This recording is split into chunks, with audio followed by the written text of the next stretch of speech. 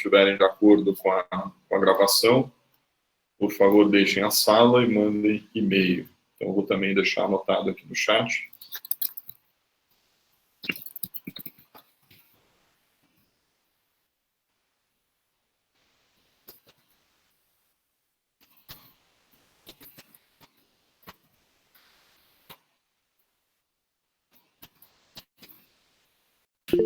É isso.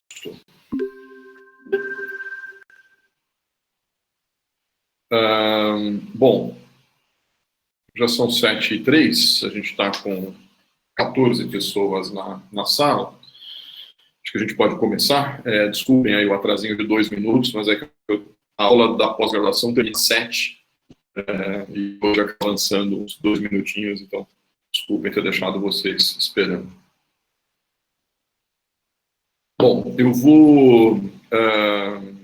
a gente hoje dá sequência, né, àquela nossa programação, né? Nós estamos na primeira unidade do curso, vocês se lembram, né? A primeira unidade do curso aborda 4 grandes narrativas sobre o futuro, algumas delas diretamente dialogando com o fenômeno da pandemia, outras não diretamente, mas esse é um aspecto que vai entrar, por assim dizer, na equação.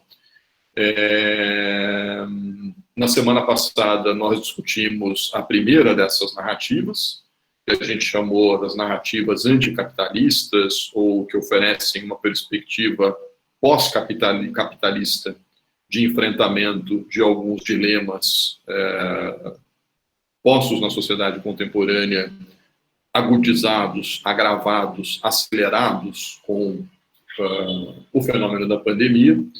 E na aula de hoje a gente discute uma segunda perspectiva. Num certo sentido, eu diria, é a perspectiva diametralmente oposta àquela da semana passada.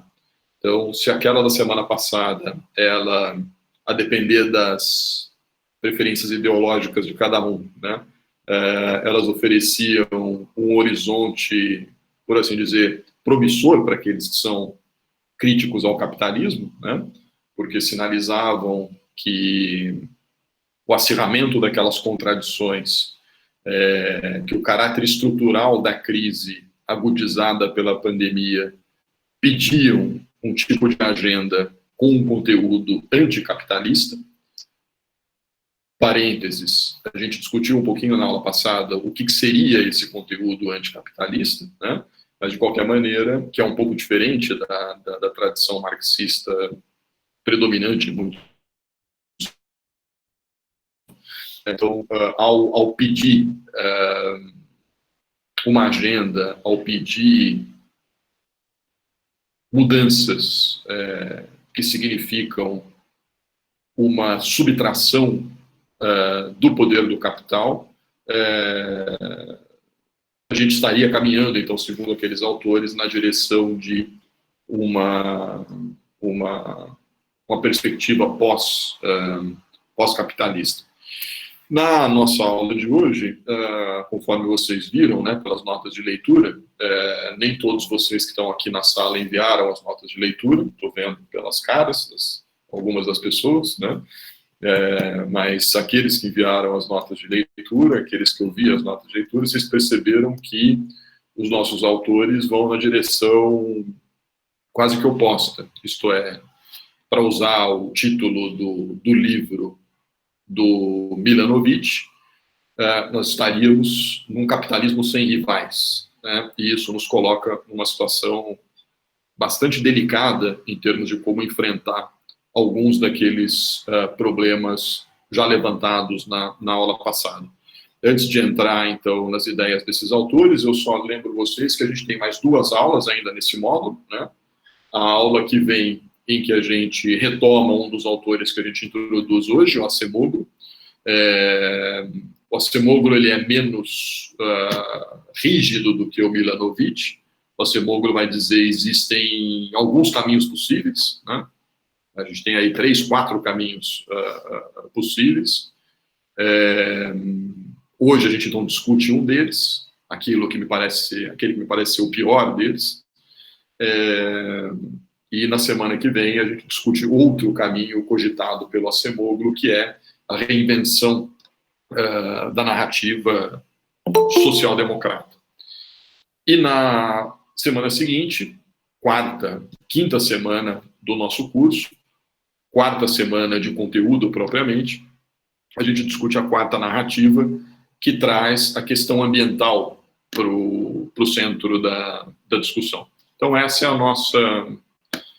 nossa sequência. Depois vem as outras unidades, vocês se lembram, né? Nós vamos deixar de discutir as narrativas de futuro e vamos discutir as agendas imediatas que estão sendo postas sobre a mesa para o contexto do pós-pandemia.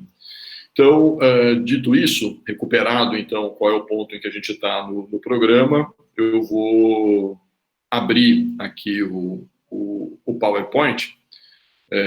Então, duas observações, né, já costumeiras aqui entre nós. A partir de agora, eu não vejo vocês, então, por favor, se alguém quiser intervir, e intervenções são bem-vindas, façam isso usando o microfone. E se por acaso alguém bater na porta da sala, vai ter que esperar eu terminar o slide para aí poder autorizar a entrada, certo? Bom, então eu vou passar aqui para o compartilhamento da tela.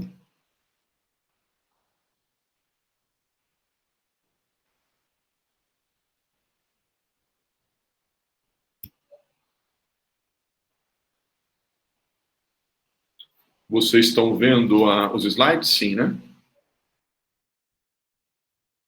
Tá bom. Bom, então eu repito, né? A gente está então aí no nosso primeiro tópico sobre as narrativas de futuro, e o tema da nossa aula de hoje é aquilo que a gente chamou de populismos e plutocracias. Perdão, tem um pequeno errinho. Vou já corrigir aqui. Plutocracias.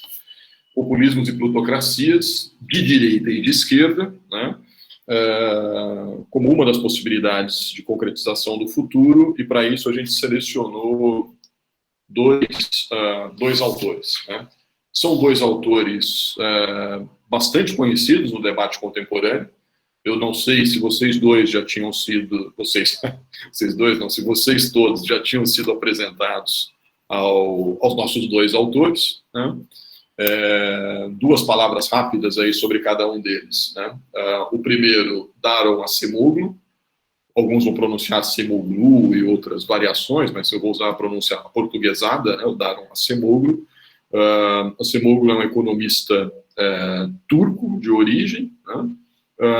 Fez a sua carreira, os seus estudos todos na Inglaterra, o seu doutorado principalmente, né, na London School of Economics, e é hoje um dos principais nomes da economia do desenvolvimento, né? O Acemoglu, inclusive, era o nome mais cotado para ter ganho o Nobel de Economia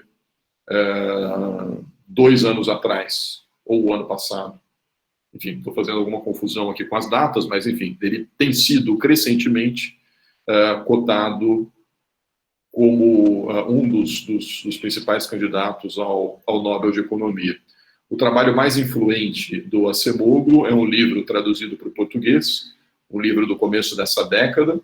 Se eu não me engano, o livro foi originalmente lançado em 2012 e traduzido para o português em 2014. Algo muito próximo disso, né? O título do livro em português é Por que as Nações Fracassam? Aqueles que fizeram desenvolvimento e sustentabilidade e mesmo território e sociedade na última versão da disciplina agora comigo, a gente leu alguns capítulos desse livro. Eu vou voltar a alguns conceitos que ele apresenta nessa obra, um pouco mais adiante, mas o Acemoglu ele tem vários artigos muito importantes, muito influentes, enfim. Estamos falando de um autor incontornável no debate sobre desenvolvimento contemporâneo. O nosso outro autor é o Branko Milanović, um economista sérvio de origem, foi durante muitos anos economista-chefe do Banco Mundial, é um dos grandes especialistas mundiais em desigualdade, né, temas relacionados a desigualdades, também professor nos Estados Unidos, né, o Milanović em Nova York, o Acemoglu eu não me lembro, se Yale, MIT, não lembro. mas o Milanovic é autor também de alguns livros conhecidos, e o mais recente dele, que teve uma repercussão bastante razoável, foi traduzido para o português com o título Capitalismo Sem Rivais, né? O Capitalism Alone é o título em inglês. E a gente selecionou, então, esses dois autores porque eles partilham uma ideia central. Como nós vamos ver na sequência, vocês perceberam isso, né? O Acemoglu, ele abre um pouco mais o leque de oportunidades, mas tem uma zona de convergência com a principal tese do livro do Milanovic, né? A ideia central, que é o ponto de convergência, digamos assim, entre esses dois autores, é justamente que a pandemia, por estar acelerando e agudizando alguns dos problemas que já vinham acontecendo, o Milanovic vai falar isso principalmente em entrevistas posteriores, né, que ele dá sobre o livro, conectando o livro com o contexto do pós-pandemia. Já o texto do Acemoglu, que eu pedi que vocês lessem, ele é mesmo um pequeno artigo produzido já nesse contexto, né? Mas, de qualquer maneira, os dois vão dizer, né, então, que a pandemia, à medida em que ela acelera e agudiza alguns dos problemas que já vinham acontecendo, né, no capitalismo contemporâneo, ela pode ampliar o espaço, ela pode ampliar o campo para que se tenham soluções que não passem necessariamente pelo aprofundamento e nem mesmo pela manutenção da democracia, né?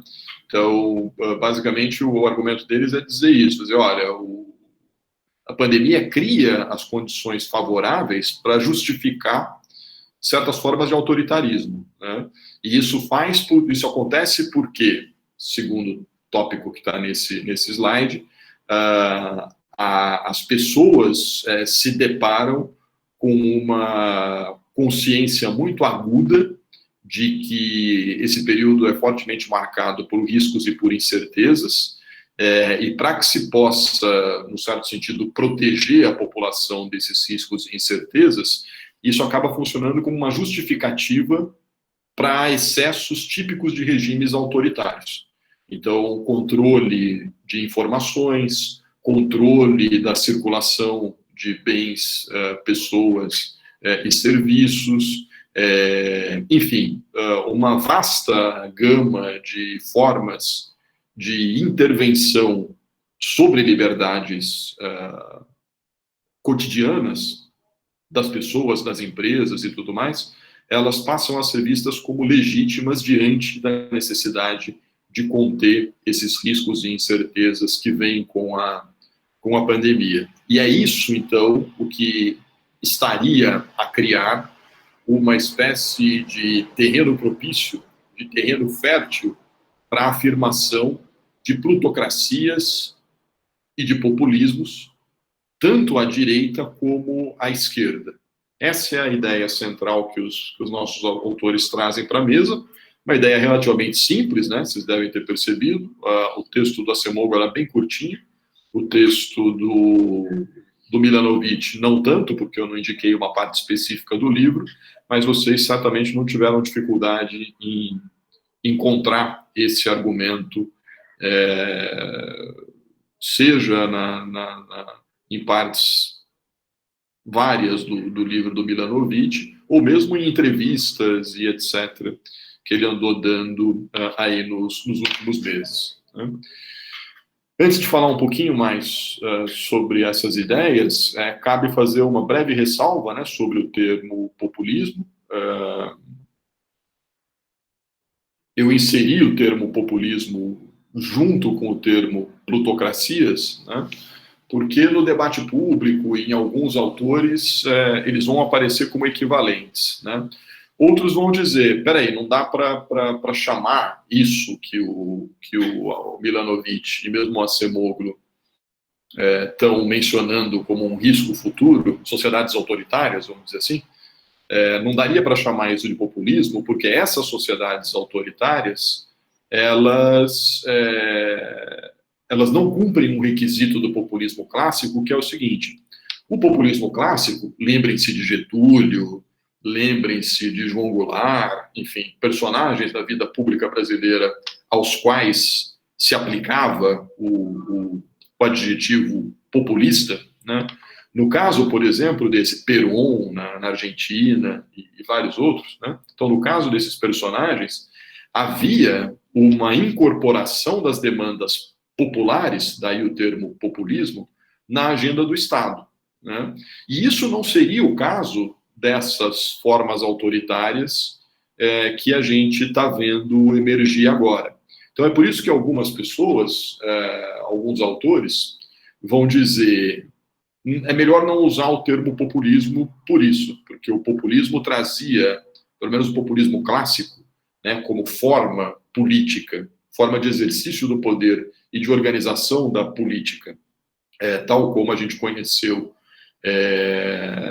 nos meados aí do século XX, ele tinha esse componente fundamental que é incorporar as demandas populares na agenda do Estado. Então, lembrem-se, né, Getúlio institui a legislação trabalhista, João Goulart propunha as chamadas reformas de base. Então, você tinha uma certa incorporação das demandas populares. Então, alguns desses autores vão dizer, no caso dos autoritarismos emergentes, não, ao contrário. Quer dizer, são sociedades que aprofundam o fosso entre o povo e os mais ricos. São sociedades que têm como um traço marcante a desigualdade crescente, a desigualdade no limite do esgarçamento social.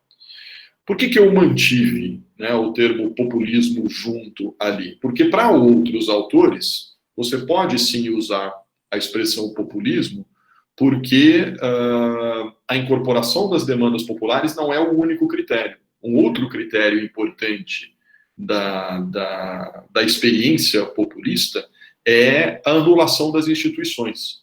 É a tentativa do líder, do chefe do executivo, do chefe do Estado, dialogar diretamente com as massas sem o fortalecimento das instituições, como os partidos políticos, o Congresso, o Judiciário, a separação entre os poderes, enfim, as instituições típicas das sociedades capitalistas burguesas, vamos chamar assim, né, das típicas, da sociedade capitalista típico-ideal, digamos assim, né, na qual você tem o funcionamento de sistemas democráticos, separação entre poderes, os sistemas de pesos e contrapesos que limitam o autoritarismo e etc. e tal. Então, não, nesse caso, desses autoritarismos, nós estamos falando justamente do contrário disso. Estamos falando da anulação das instituições, nós estamos falando do desmantelamento dessa mínima tentativa de ter um equilíbrio institucional e, no lugar disso, a afirmação do poder carismático, do diálogo direto entre esse líder autoritário e as massas, mesmo que desviando o foco do atendimento dos interesses dessa população. Então, eu incluí aqui o termo populismo junto com plutocracias, mas fica registrado, então, que há essa controvérsia sobre se ajuda ou não na explicação desses fenômenos, mobilizar o conceito de populismo, certo? Vamos começar pelo Acemoglu. O texto do Acemoglu é muito simples, então eu vou passar rapidamente por essa tipificação que ele faz, só no sentido de registrar, então, aqui algumas ideias para que a gente depois possa abrir o nosso debate, né? Então, naquele texto, vocês se lembram, o Acemoglu basicamente diz, olha, tem 4 caminhos possíveis, certo? O primeiro caminho possível é o que eu chamei aqui de uma volta à normalidade anterior, ou seja, um caminho no qual a gente não teria, a pandemia não levaria a mudanças institucionais significativas. Claro, houve mudanças já nesses últimos 6 meses, vamos pegar o caso típico do Brasil, certo?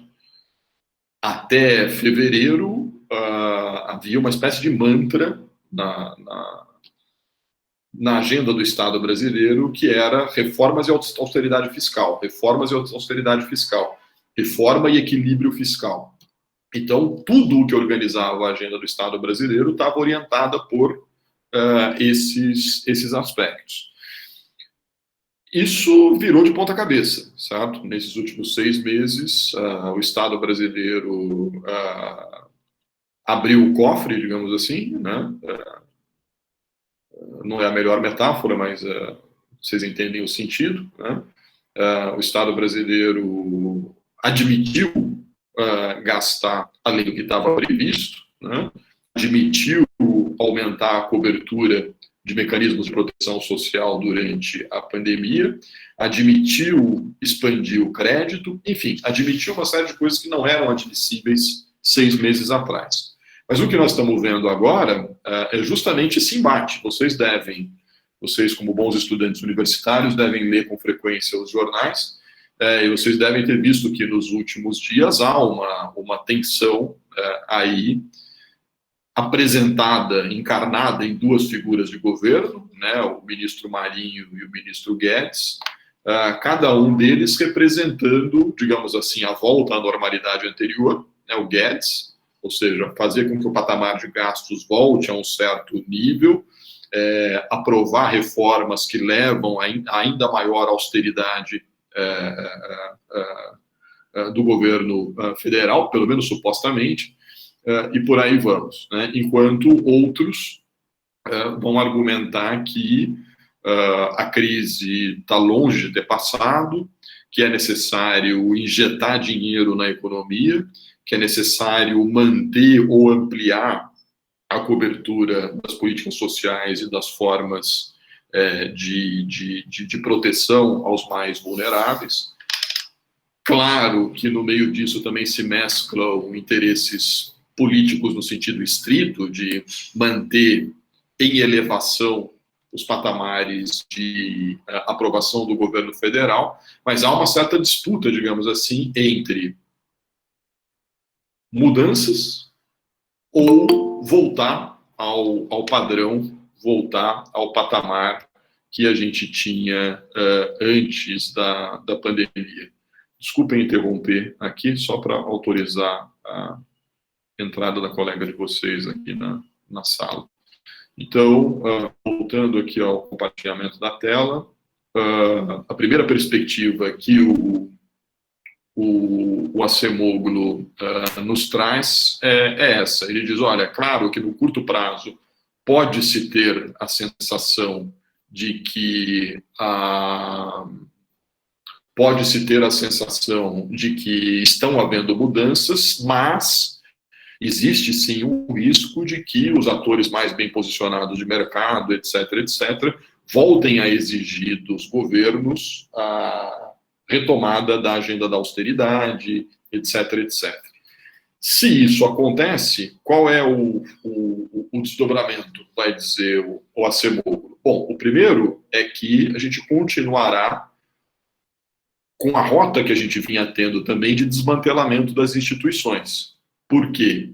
Porque não introduzir mudanças institucionais significa aceitar que a desigualdade continuará crescente. Porque, vai dizer o Acemoglu e vários outros autores, né? E a discussão nossa da semana passada. Nós estamos numa trajetória nos últimos 30 ou 40 anos do capitalismo, na qual, por conta das novas formas de reprodução social do capital, em contraste com o que a gente tinha no período da sociedade industrial, a desigualdade agora é crescente.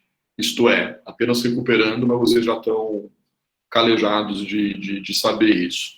Enquanto no auge da sociedade industrial era necessário ter uma incorporação crescente das pessoas aos circuitos de produção e consumo para realizar mais-valia, para ampliar os circuitos de consumo e transformar isso em demanda para a reprodução do capital. Mas pelos diferentes polos, né, do circuito de acumulação, o capital se beneficiava da incorporação crescente do trabalho. Na sociedade pós-industrial, e sobretudo no último ciclo, que é o ciclo da chamada financiarização, essa interdependência ela se quebrou. Então, o capital se produz sem necessariamente promover formas e oportunidades de incorporação do trabalho e dos trabalhadores a esse circuito de acumulação. Então, o que o Acemoglu vai dizer é, se não se introduzem mudanças institucionais que afetem essa lógica, o que vai acontecer? As pessoas vão continuar desacreditando permanentemente nas instituições. É um pouco isso que está acontecendo, certo? Ele diria, né? Quando as pessoas começam a desacreditar na democracia representativa, quando as pessoas começam a desacreditar nos partidos políticos, é como se as pessoas, conscientemente ou com alguma dose de racionalidade, estivessem dizendo o seguinte, o sistema está me prejudicando. E se o sistema está me prejudicando, é óbvio que eu não vou legitimar essas instituições. Então, você tem um desmantelamento das instituições, em alguns países do sistema partidário, em outros países, uma perda de confiança nos demais poderes, legislativo, o judiciário, em alguns países isso tudo junto, né, como bem sabemos, e estendendo mais um pouco essa cadeia de causalidade, nós vamos bater no esgarçamento da coesão social. Ou seja, vira uma sociedade na qual as instituições não funcionam, para brincar com o jargão corrente no debate público brasileiro hoje. Alguns dizem que as instituições estão funcionando porque a gente tira presidente, põe presidente, etc. Outros dizem que as instituições não estão funcionando porque você não tem mais esse equilíbrio entre os poderes, você não tem mais o funcionamento efetivo do sistema de pesos e contrapesos que limitam o poder autoritário, etc, etc. Mas, enfim, o primeiro caminho que vai dizer o Acemoglu é, sim, existe a possibilidade de uma volta à normalidade. Porém, o custo dessa volta à normalidade é esse. Sem mudanças institucionais, um desmantelamento crescente das instituições, para e passo, o esgarçamento da coesão social. Segundo caminho, vai dizer o Acemoglu, e é curioso porque ele não cogitava esse caminho alguns anos atrás. Aqueles de vocês que leram O Porquê as Nações Fracassam vão se lembrar que ele era muito cético com relação ao futuro do modelo chinês, né? Nos textos mais recentes, o Acemoglu abre a oportunidade de que a possibilidade de que no futuro se tenha uma disseminação do modelo chinês, do poder, do padrão chinês, né?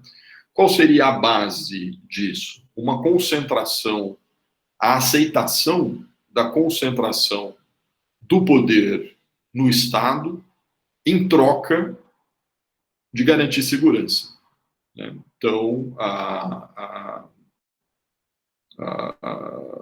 quando você observa os números, por exemplo, do coronavírus na China, comparado com os Estados Unidos, isso fica muito claro. Ou seja, você teve um certo controle da disseminação do coronavírus, apesar de ter sido o primeiro país, né, onde a pandemia eclode, você teve um certo confinamento da pandemia, confinamento espacial mesmo. Então. Quer dizer, isso só foi possível por conta do poder do Estado chinês, pelas características do seu funcionamento, em limitar circulação de pessoas, etc, etc. O que o Acemoglu está dizendo é basicamente o seguinte, existe sim a possibilidade de que isso se torne padrão, mesmo fora da China. Não é que a China precisa colonizar outros países para disseminar esse padrão. Isso pode até acontecer. Vamos lembrar aqui, por exemplo, que o principal driver de investimentos na África hoje em dia é o investimento chinês. Mas não é disso que ele está falando. Ele está falando mais do padrão chinês, né? Ou seja, uma situação na qual a sociedade aceita ceder liberdades para o Estado em troca da garantia da segurança. Dizer, tudo bem, se você mandar e eu ficar fechado em casa durante 15 dias, eu vou aceitar, porque é melhor ficar 15 dias do que 6 meses. Então, isso não acontece em qualquer país. Haja visto, por exemplo, a dificuldade que vários países do chamado Ocidente tiveram para instituir restrições desse tipo. Não foram todos, a gente sabe bem, mas alguns sim, e o argumento é sempre esse, de interpor as limitações, o exercício da liberdade. Mas, uma vez que se admite também que situações como essa da pandemia do coronavírus podem se repetir no futuro, com mais frequência, se admite também, então, de que as sociedades podem ficar mais permeáveis, mais tolerantes a essa concentração do poder no Estado, né?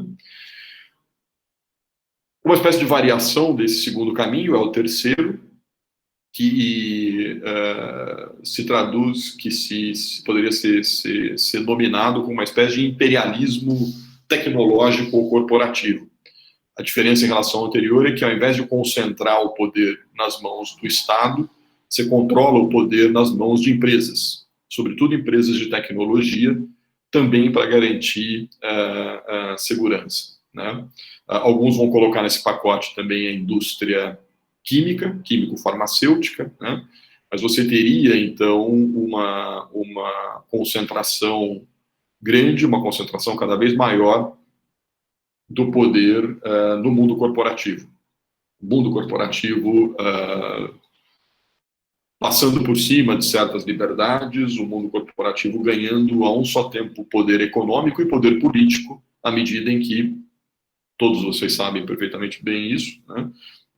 Essas redes tecnológicas servem também para mobilização de conhecimento, que se traduz em poder inseparavelmente econômico e político por parte dessas grandes corporações.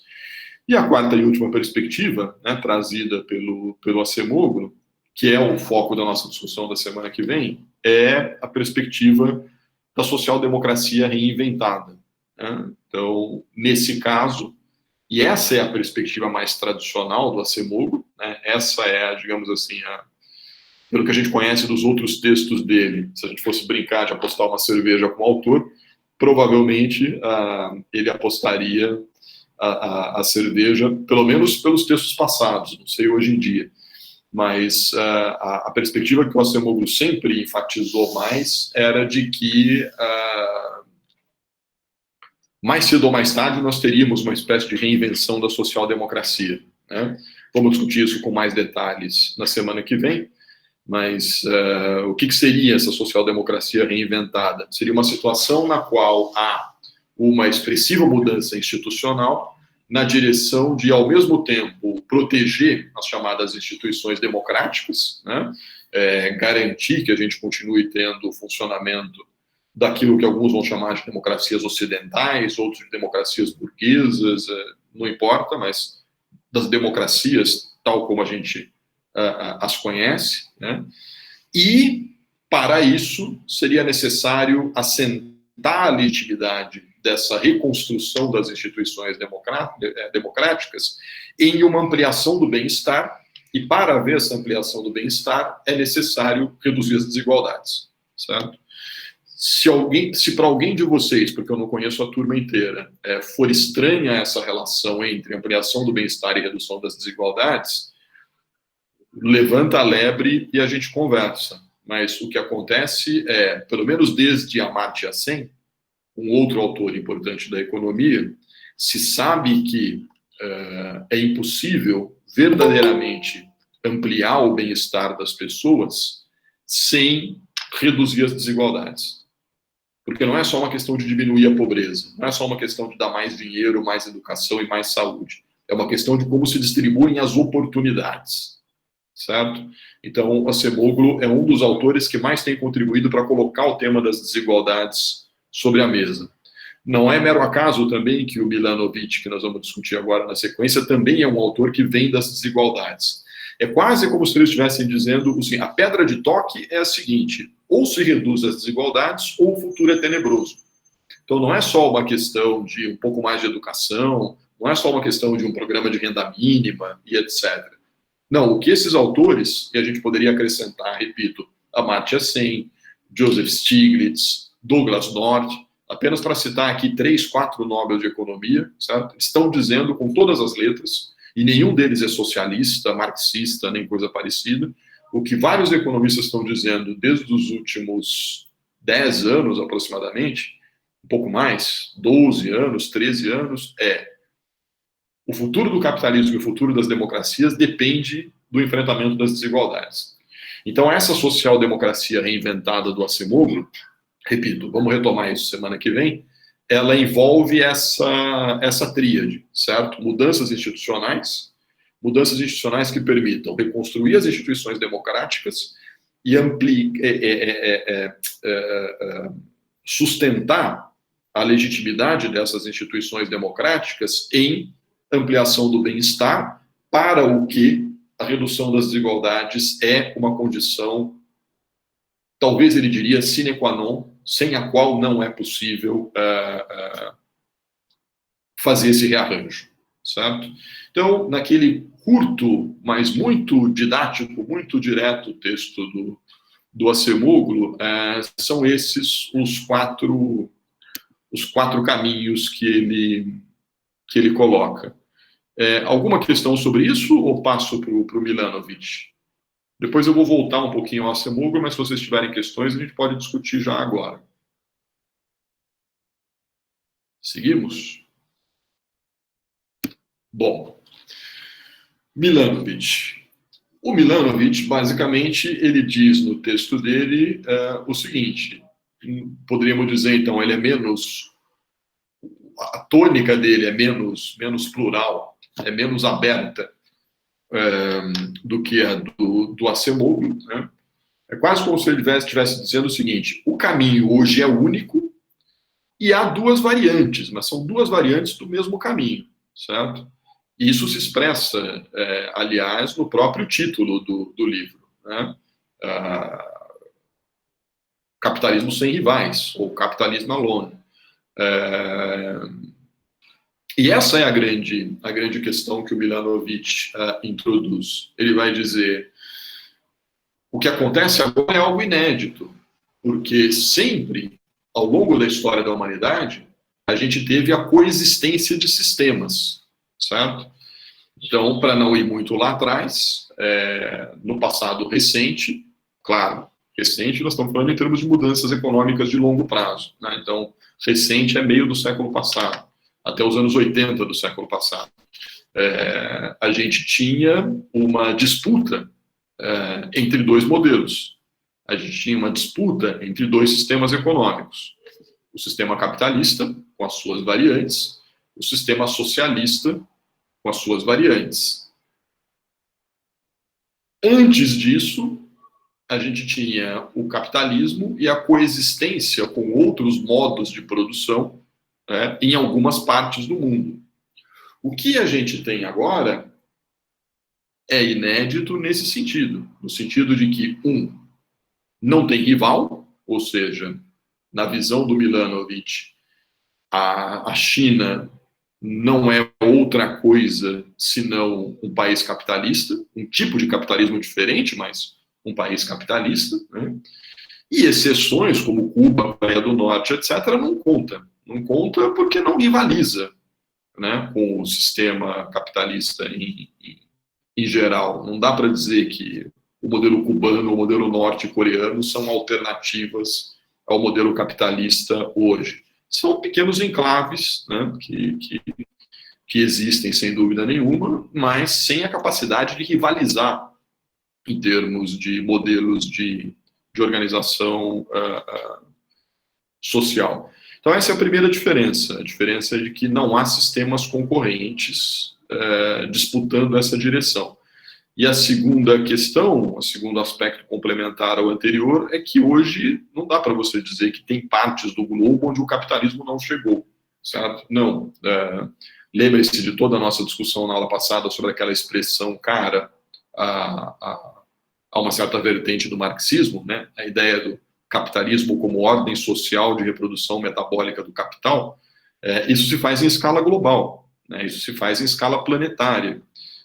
Se você estiver na Antártida, no Polo Norte, no interior da África, nos Andes, na Amazônia, em qualquer lugar, você vai encontrar os efeitos, você vai encontrar processos associados a isso que esses nossos autores vão chamar de reprodução social, reprodução metabólica do capital. Não é? Então, isso dá ao capitalismo uma condição de reprodutibilidade sem antecedentes na história. E é isso que leva o Milanovic a ser, num certo sentido, não vou dizer fatalista, mas duro no diagnóstico. Né? Indo um pouquinho mais longe ainda, uma das consequências do fato de não haver disputa, de não haver concorrência entre os sistemas, é que o antagonismo foi deslocado, as tensões e antagonismos sociais, as disputas entre grupos, narrativas,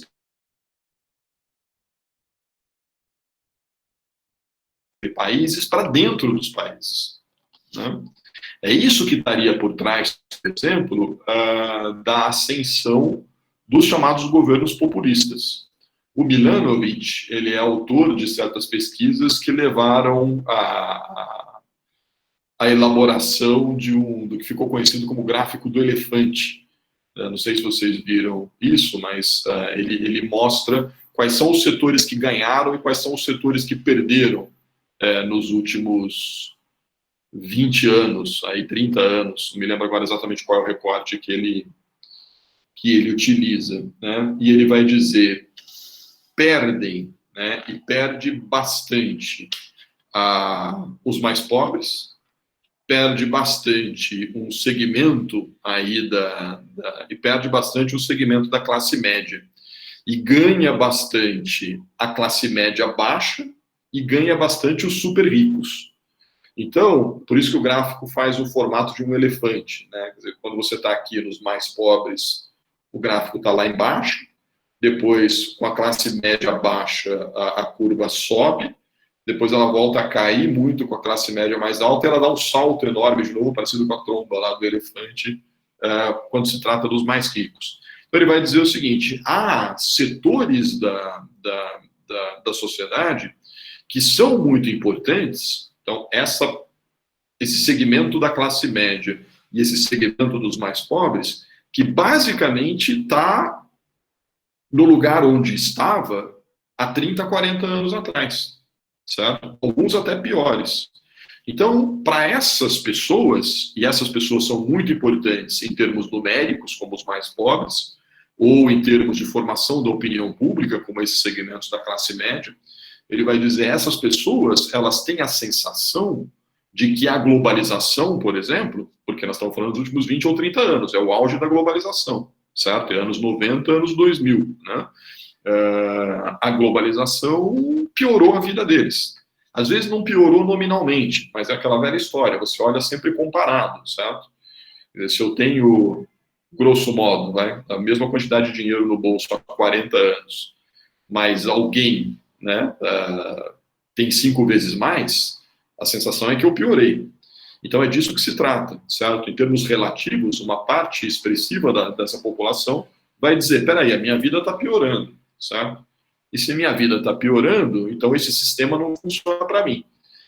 Agora, quem que é esse sistema? Esse sistema pode ser desde a globalização, ou pode ser o sistema democrático, certo? Os partidos, a política, no caso dos europeus é Bruxelas e tal. Então, aí se o poder é Bruxelas, é a burocracia e etc., então vamos votar no Brexit. Se o problema são os partidos, então não vamos mais votar nos partidos tradicionais, vamos votar em alguma coisa diferente, que é o que acontece, por exemplo, na Itália, que é o que aconteceu na França, em que candidatos fascistas foram para o segundo turno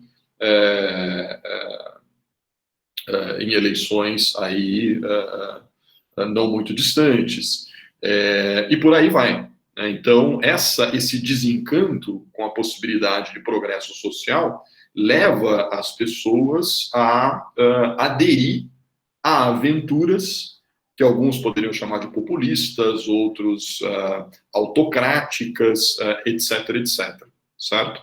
Então, o que o Milanovic está dizendo é basicamente o seguinte: esse campo fértil para, afirmação do capitalismo, mas dois, afirmação de um capitalismo autoritário, ela é filha, ela é herdeira direta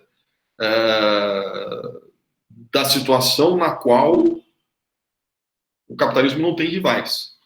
Então, se todos estamos metidos numa sociedade capitalista, as tensões elas passam a ser, elas se deslocam para um outro campo, né? Então, elas vão se dar no campo entre grupos sociais. Então, o problema o pessoal do Brexit vai dizer, o problema é a Europa, então somos anti-Europa. O francês vai dizer, o problema são o francês, uma parte da sociedade francesa, né? Vai dizer, o problema são os imigrantes, né? O problema são os árabes. Uma parte da sociedade americana vai dizer, o problema são os latinos e etc, etc. Então, você tem um deslocamento para tensões, para antagonismos internos, a blocos internos ao país e etc e tal, interesses internos em termos de grupos sociais, aquilo que antes eram modelos de organização social, né? Notem, já que essa é uma disciplina do curso de Planejamento e Gestão do Território, que essas tensões elas se expressam também em termos territoriais, né?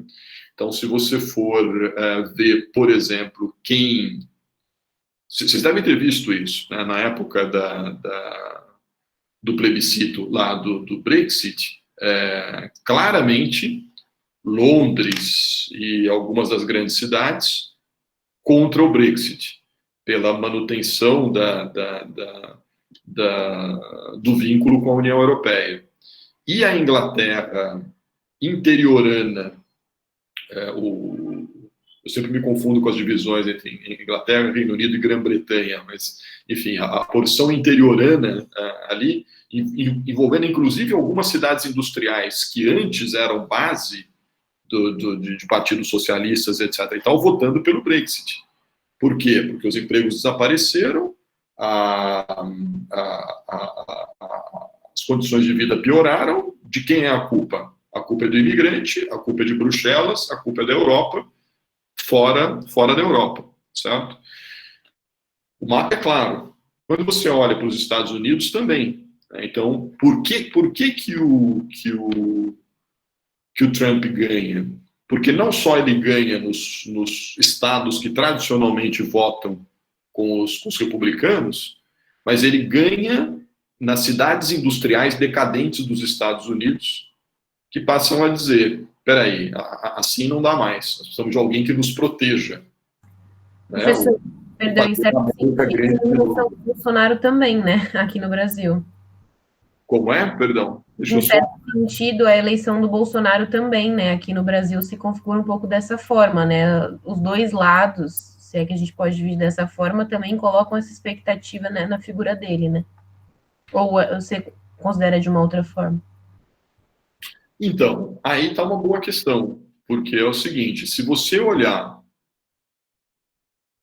se você fizesse um mapa hoje, daqueles, né, que fica super legal pintar, né, de vermelhinho, onde voto foi da esquerda, de azulzinho, onde foi Bolsonaro e etc, etc. Quer dizer, o que o mapa da última eleição mostra? Que você tinha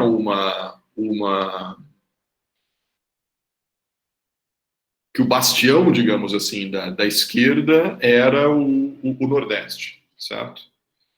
Se você for fazer o mesmo mapa hoje, admitindo, por exemplo, então, que as intenções de voto do Bolsonaro seriam votos de fato, o mapa já não é o mesmo. E por que o mapa não é o mesmo? Porque isso é um pouco que as pesquisas recentes têm mostrado. Você tem mais importante do que o fato de que oscilou 10%, arredondando, né, de 30% para 40% a aprovação do governo Bolsonaro, é o fato de que a base social está mudando, sabe? Então, se você olha, hoje a aprovação ao Bolsonaro cresce principalmente onde? Ou entre os muito ricos, mantém, né? Ou entre as pessoas que têm salário e escolaridade mais baixos. Por quê? Porque nesses últimos, a minha hipótese e de alguns analistas políticos, né, é de que nos últimos meses passou-se a imagem de que o governo federal está ajudando as pessoas, certo? Ou seja, o auxílio emergencial, etc, etc. Isso é muito curioso, porque há certas leituras, no meu modo de ver, pobres de uma parte da intelectualidade e que uma parte da esquerda comprou, dizia que você só teve a deposição da Dilma e etc, etc, por culpa da classe média.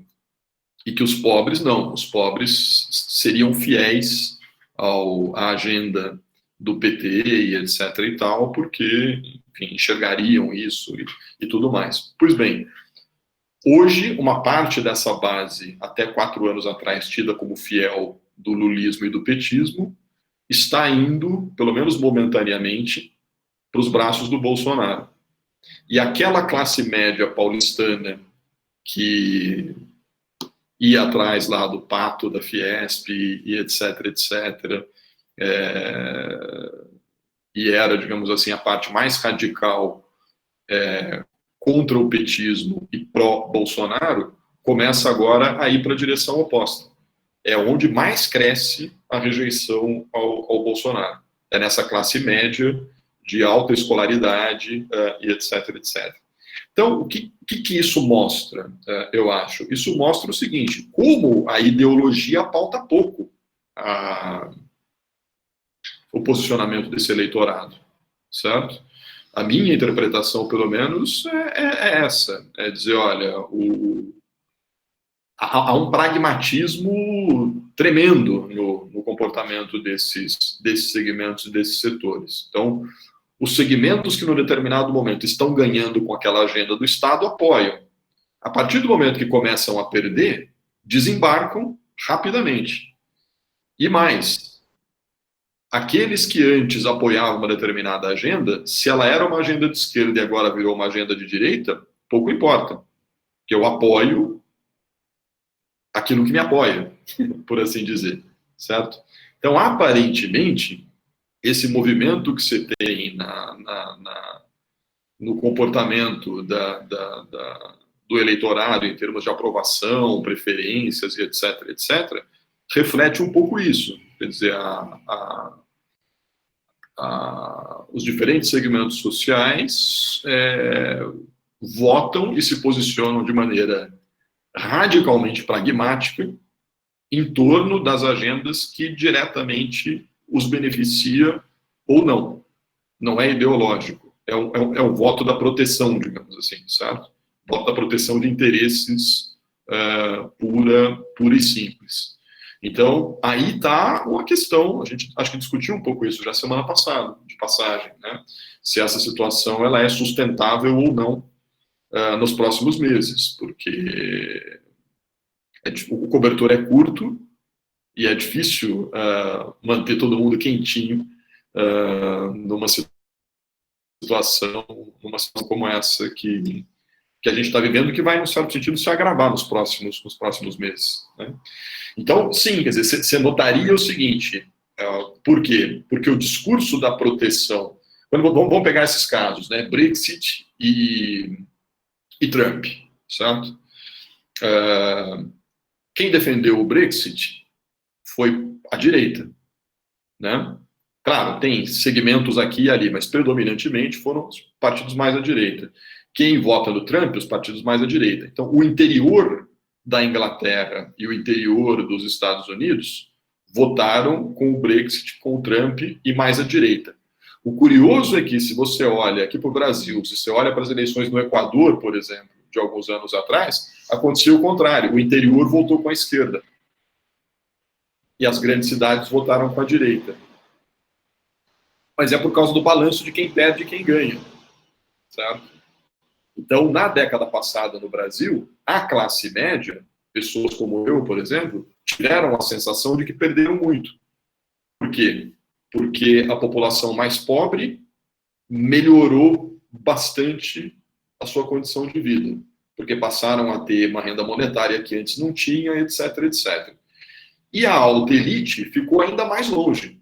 Então, as pessoas típicas de classe média, que são as pessoas com quem eu, por exemplo, convivo, tiveram a impressão de que perderam muito no final dos anos 2000, porque ela sempre se posiciona relativamente. Então, digamos assim, ela olha para quem estava pior e diz, esse está mais perto de mim do que estava antes. E ela olha para o andar de cima e diz, esse está mais longe de mim do que estava antes. Opa, minha situação está pior. Não é que nominalmente, concretamente está pior. Não é que essa classe média ganhava menos em 2010 do que ganhava em 2000. Mas é que relativamente ela teve a impressão de que ela perdeu. Por isso, quer dizer, porque na distinção social, como diria o Bourdieu, ela perdeu. Simbolicamente ela perdeu, certo? Porque ela deixou de ter o privilégio, por exemplo, de botar o filho na universidade pública, que agora tem cota, teve a expansão da universidade pública. Então, peraí, o filho da faxineira estuda na mesma universidade que meu filho, então eu já não sou mais tão elite assim. Mas eu também não tenho grana para mandar os meus filhos para estudar em Londres, como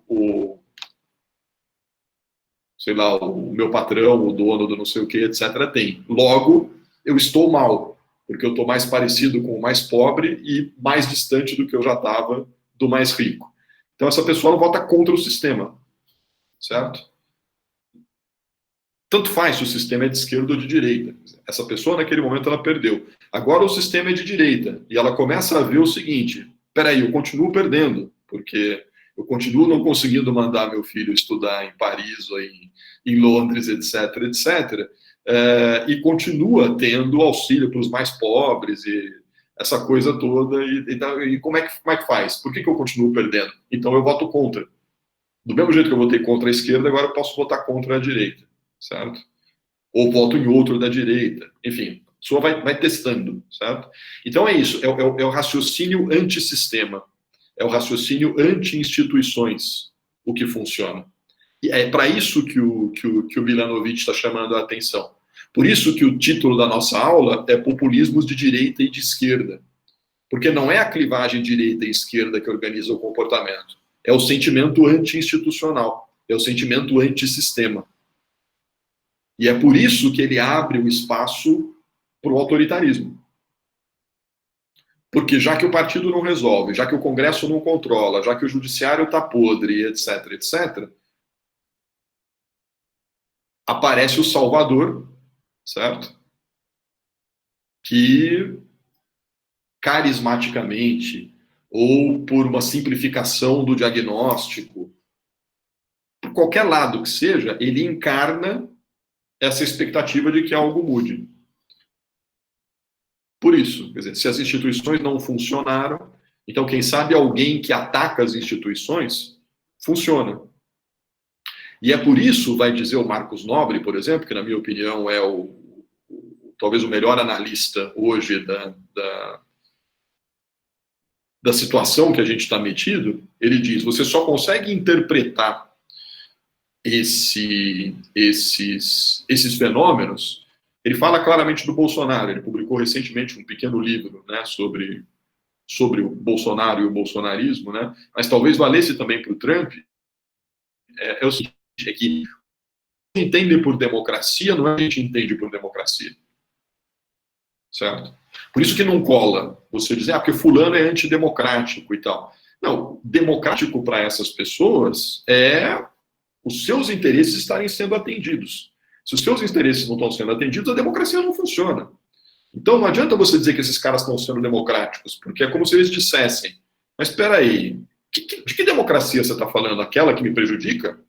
Essa eu também sou contra. Então democracia perde o valor. A democracia, ela deixa de ser um valor, ela deixa de ser uma instituição, algo que institui um comportamento. Instituição no sentido puro da palavra, certo? Aquilo que institui comportamento. Fala, não, isso não dá porque isso é antidemocrático. Ou seja, isso tem que ser recusado em si. Não, ela perdeu esse caráter de instituir esse tipo de comportamento. Por quê? Porque as pessoas passaram a associar o funcionamento desse sistema democrático a uma situação no qual ela perde. Então, por alinhamento e por oposições não tão conscientes, é como se elas tivessem a dizer o seguinte: por que eu vou defender um sistema que me prejudica? Certo? Professor, Diga, Carolina. eu queria saber o que sustenta, então, por exemplo, o argumento, você disse que o Acemoglu talvez estaria mais próximo da última ideia dele de que as instituições passariam por uma renovação, as instituições democráticas, e que isso passaria também por uma redução da desigualdade e um aumento do bem-estar social. No que ele se sustenta? Porque, assim, na minha visão, com certeza, com muito menos conhecimento que ele, assim, eu não consigo visualizar essa possibilidade. Assim. Vamos guardar a sua pergunta para a aula que vem, senão a gente dá muito spoiler aqui. Pode ser? Tudo bem. Tá, eu sei que é frustrante, mas guarda aí, porque senão a gente passa o carro na frente dos bois. Aí. Ou não, vai, porque é chato deixar a pergunta pendente. Vamos dar o spoiler, depois, se for o caso, a gente volta nisso com mais detalhes na semana que vem. Basicamente, o que o Acemoglu vai dizer para cogitar que existe uma possibilidade de reconstrução das instituições e, portanto, de enfrentar a desigualdade, etc., etc., é o seguinte: o Acemoglu vai dizer... Ele não vai dizer assim, sabe? Eu vou dizer de um jeito mais fuleiro e tal. Era quase como se ele dissesse assim, porque as pessoas são estúpidas, certo? Elas são pragmáticas, mas não são estúpidas. Bem, alguns de vocês poderiam dizer, são sim, eu conheço um monte e tal, mas não, em termos agregados, em termos de comportamento social, é como se o Acemoglu dissesse o seguinte: as pessoas podem ser estúpidas, mas elas não dá para imaginar que todo mundo vai ser tão estúpido o tempo todo. O que eu estou querendo dizer com isso? O que o Acemoglu diz é: as pessoas tentam, certo? Então, você vai para a esquerda. Enquanto a agenda da esquerda está te dando resposta, você fica ali. Quando a agenda da esquerda para de te dar resposta, você vai para a direita. Agora, se a agenda da direita não te dá resposta, você vai tentar alguma outra coisa. Ora, esse cardápio é limitado, certo? Chega uma hora em que você dizia o seguinte: bom, se não é o PSDB, é o PT. Aí você vai para o PT. Aí depois você diz: bom, se agora já não é mais o PT, bom, mas o PSDB também não era. Então nós vamos para onde? Vamos para o Bolsonaro. Então, claro, um pessimista poderia dizer: não, as pessoas vão ficar pulando de alternativa em alternativa e não necessariamente você vai ter essa reconstituição das instituições. É quase como se o Acemoglu estivesse dizendo o seguinte: isso não pode ser uma espiral infinita para baixo, certo? Ou seja, em algum momento as pessoas vão ver que esgotou o repertório de aventuras. Não que todos esses que eu mencionei fossem aventureiros. Veja, vamos pegar o caso brasileiro, né? Deixa eu tentar exemplificar. Eu já usei esse exemplo em aula. Se alguém de vocês já me ouviu dizer isso, desculpem a repetição. Mas vamos fazer um corte, sei lá, dos anos 70 para cá. Vai. O regime militar teve apoio popular, certo? Não foi menos autoritário por isso e etc e tal. Longe de mim querer dizer que teve apoio popular, então se justifica e tal. Não, absolutamente não é disso que se trata. Mas uma parte da sociedade apoiou o regime militar. Tanto é que hoje em dia se usa a expressão golpe civil-militar, alguns e etc. O que acontece? Quando o regime militar... Quando o regime militar deixa de dar respostas para uma parte da sociedade, a mesma parte da sociedade que apoiou o regime militar vota, se eu não me engano, nas eleições de 1974, no MDB, no Partido da Oposição. Ou seja, porque o que acontece? Os anos do regime militar foram os anos do milagre econômico. economia crescendo 7%, 8% ao ano, emprego expandindo, tal. No meio dos anos 70, você já tem a crise de financiamento da modernização brasileira. Então a economia começa a refrear, o custo de vida começa a aumentar. Plena ditadura, a população vota predominantemente as eleições parlamentares no partido da oposição, certo? Eleições de 1982, ainda ditadura militar. O MDB, que era o partido de oposição na época, ganhou mais de 90% dos governos estaduais. Não me lembro quantos estados a gente tinha naquela época, acho que eram 23, o MDB ganhou 21, uma coisa mais ou menos assim, dessa ordem de grandeza, certo? Ou seja, e por quê? Porque a ditadura militar se ganhou a adesão de uma parte da sociedade dizendo: nós vamos fazer o país continuar crescendo com ordem.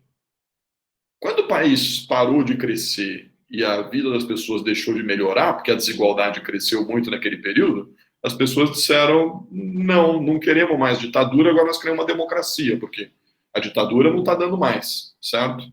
Então, a agenda dos anos 80 passa a ser o quê? A agenda da democracia. Por quê? Porque as pessoas associaram a democracia à ideia de que a democracia melhoraria de vida. Se a ditadura fez com que uma parte da população piorasse de vida, não necessariamente piorou, mas a partir de um certo ponto começou a piorar bastante, certo? Elas falaram: bom, se isso aí é a ditadura, então nós queremos uma democracia. Então, o MDB sai como o principal partido, certo? Campanha das diretas já, Ulisses Guimarães como a principal liderança, por aí vai, certo?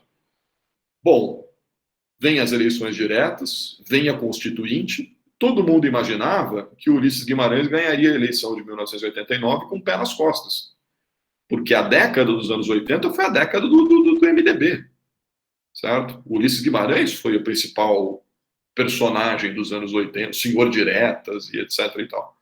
O Ulisses Guimarães termina a eleição com 5% dos votos. Por quê? Porque a sociedade brasileira já tinha virado a chavinha. Já disse: agora a democracia tá bom, já foi. Certo? Agora é outra coisa. E o que as pessoas queriam? Modernização da economia, estava começando a coisa da globalização e tal. Quem encarna isso? Um sujeito chamado Collor de Mello. Certo? Ou seja, a nossa história nos condena, certo? Então não é a primeira vez que se embarca em certas aventuras. Vem o Collor de Mello com a agenda liberal, certo? Collor de Mello é chutado rapidamente, porque foi tremendamente inábil. Vem o governo Itamar e depois Fernando Henrique Cardoso e fazem dos anos 90 a década do liberalismo na economia. A década na qual o Brasil abre a economia, estabiliza a inflação e etc. e tal. O PSDB achou que poderia ganhar uma terceira eleição, a de 2002, dizendo: nós acabamos com a inflação. Vocês, alguns de vocês não eram nem nascidos naquela época, mas o Serra, que foi o candidato do PSDB, ia para a campanha balançando a nota de R$1, dizendo: nós somos o PSDB, o partido do real, o partido da estabilidade econômica. As pessoas, já foi, filho, certo? Fim da inflação era a agenda da década passada, agora nós queremos alguém que melhore o desemprego, alguém que combata a pobreza, alguém que faça o país voltar a crescer, etc. e tal. Quem estava dizendo isso? Era o Lula. O Lula já tinha sido candidato 1, 2, 3 eleições anteriores, certo? Perdeu as 3, 2 delas no primeiro turno. Por que ele ganha a quarta?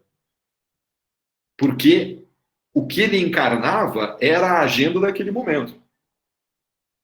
Era a agenda, o que a sociedade brasileira estava pedindo naquele momento era a redução da pobreza, retomada do emprego, retomada do crescimento econômico, certo? Passa os anos 2000 e vem a crise dos anos 2010. Não precisamos entrar no detalhe aqui, tomaria muito tempo, mas criou-se na sociedade brasileira uma associação de que a crise que nós nos metemos era culpa da corrupção e do sistema. Então vem que diz: eu sou contra o sistema, eu sou contra a corrupção. Não importa se ele já tinha sido deputado por 15 anos, mas era isso, nunca governou nada, é um cara que não é dos grandes partidos, é um cara que está tacando pedra nos partidos, no judiciário, tacando pedra em todo mundo. É esse aí, certo? Porque o sistema está falido. Então, embarca-se nessa. Então, a questão a saber é a seguinte: qual será a agenda dos próximos anos e quem terá a capacidade de convencer a população de que ele é o legítimo portador dessa agenda. Então, o MDB convenceu a população que ele era o portador da agenda da democratização, porque desde que começou a ditadura, eles disseram: nós somos contra a ditadura, nós somos a oposição à ditadura. Ganha os anos 80, certo? O Collor ganha a agenda dos anos 90 porque ele se apresentava como moderno. Cara magro, alto, cabelo com penteado metido a moderno, esposa loira, jovem, não sei o quê. Né? Enfim, ele encarnava uma certa ideia de modernidade, certo? Para muitos, cafona, mas não importa. Quer dizer, não era os velhos senadores do não sei o quê e tal. Era um cara jovem, blá, blá, blá. Então, você casa, certo? O tipo com a necessidade que a sociedade está sentindo naquele momento. Então, é como se, voltando ao Acemoglu, é como se ele dissesse o seguinte: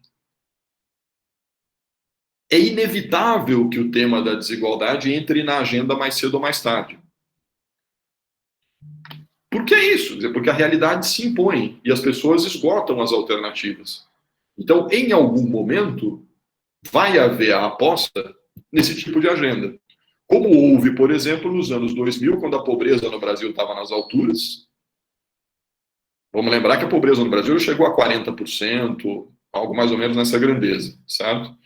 Quando o desemprego estava altíssimo.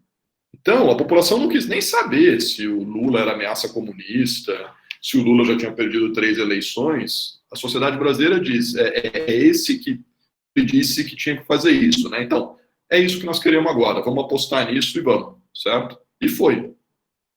Assim como a sociedade brasileira apostou agora nessa agenda que nós estamos experimentando. Então, essa agenda não vai reduzir desigualdade. Então, em algum momento, a sociedade... Qual é a questão do Acemoglu, para resumir? Ele vai dizer o seguinte: os sistemas precisam permanentemente de legitimidade. E um sistema que não é capaz de reduzir a desigualdade, ele não vai ter legitimidade. Então, isso cria a possibilidade para que surja uma coalizão e uma agenda que ataque a desigualdade. Essa basicamente é a aposta dele, certo? Qual é o problema dessa aposta? É que pode demorar, entendeu? O problema é que... Eu ia comentar isso, porque a gente estava numa espécie de impasse, né? Porque a agenda contrária a isso não atingiu o público na comunicação, que eu acho que assim, a assessoria de comunicação que o Bolsonaro tem é excelente. Não é uma questão de assessoria de comunicação, é mais duro do que isso, sabe? Não é que o Bolsonaro está vendendo uma imagem que não corresponde à realidade. Não é isso. É que o que ele está fazendo concretamente está servindo para uma parte da população e não está servindo para outra. Então, vamos pegar o caso da pandemia. O discurso dele de que precisa tocar a vida, esse discurso funciona para muita gente. Não é que ele está dizendo assim: olha, veja bem, eu sou sim um cara protetor e etc e tal. Não, é aquela coisa mais crua, certo? Ele diz: vai morrer gente, mas precisa tocar a vida, certo? Para uma parte expressiva da população brasileira, é disso que se trata. Ou seja, as pessoas, elas... É dramático isso, certo? Mas uma parte das pessoas, ela está acostumada com a violência de pôr a sua vida em risco. Essas pessoas põem a sua vida em risco permanentemente, de várias formas. Então, qual é a questão agora? É simplesmente isso, é continuar se expondo ao risco, certo?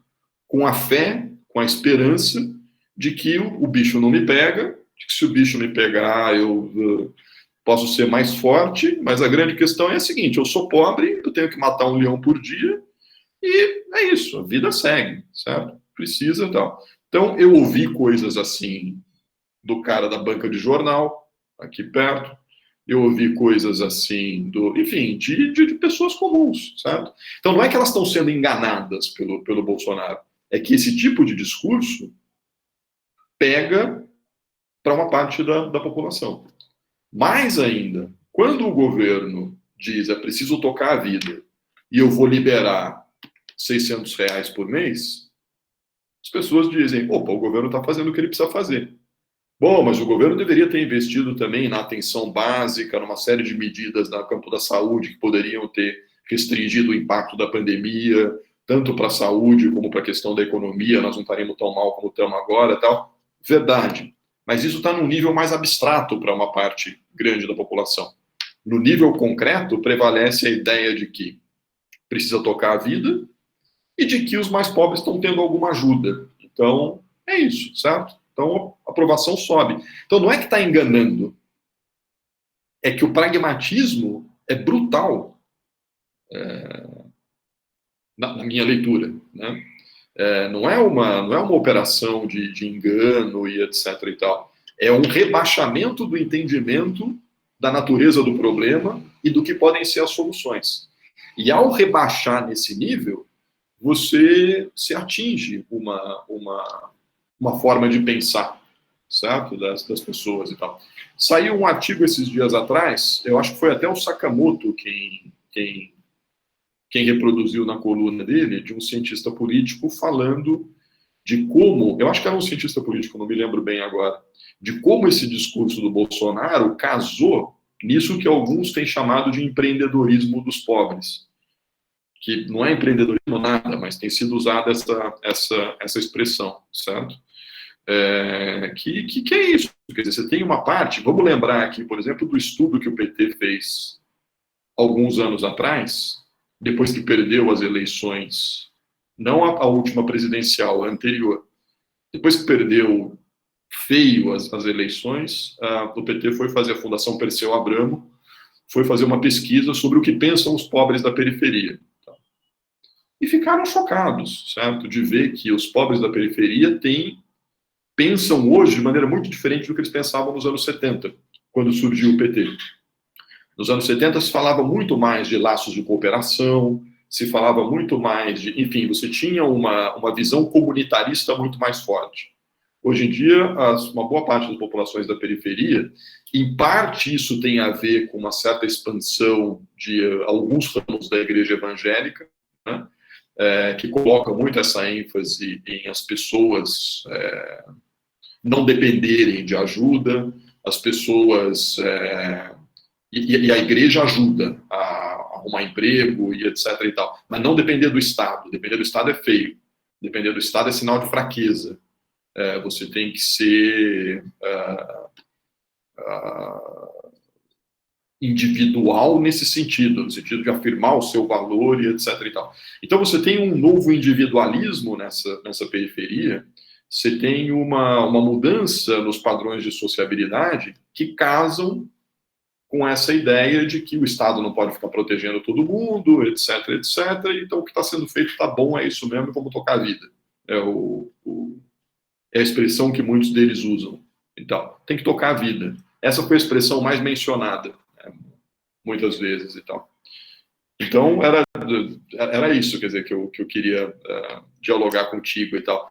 Não é uma questão da assessoria de comunicação, é uma questão da agenda e de uma mudança de mentalidade de uma parte da sociedade brasileira. O que torna a coisa mais complicada, porque se fosse só uma coisa da agência de comunicação, era mais fácil de se desmontar. Não é. Por isso que é duro, por isso que é difícil. Por isso que a esquerda, por exemplo, precisa rever algumas coisas, porque há em certos intelectuais e há em certas lideranças da esquerda a ideia de que o Bolsonaro é um engodo e que daqui a 2 anos vai ser fácil ganhar a eleição dele. Não é bem assim, sabe? Eu não sou daqueles que ficaram desesperados ao ver que ele bateu nos 40% de aprovação e etc. e tal. Não se trata disso. Se trata de você entender que existe uma base social dessa narrativa e tudo mais, né? E que ou há uma narrativa alternativa no sentido de dar uma resposta consistente e de se apresentar como portador daquela resposta consistente. Porque o fato é que nós não temos isso hoje. Quer dizer, o que coloca, na minha opinião pessoal, né, por exemplo, vamos dizer assim, o bolsonarismo como uma força com possibilidades de perdurar por mais tempo, é o fato de que você não tem agenda alternativa. Certo? Nós vamos discutir isso no módulo próximo, aí, certo? Ou seja, você tem algumas lideranças que dizem vamos voltar ao que nós estávamos fazendo nos anos 2000, certo?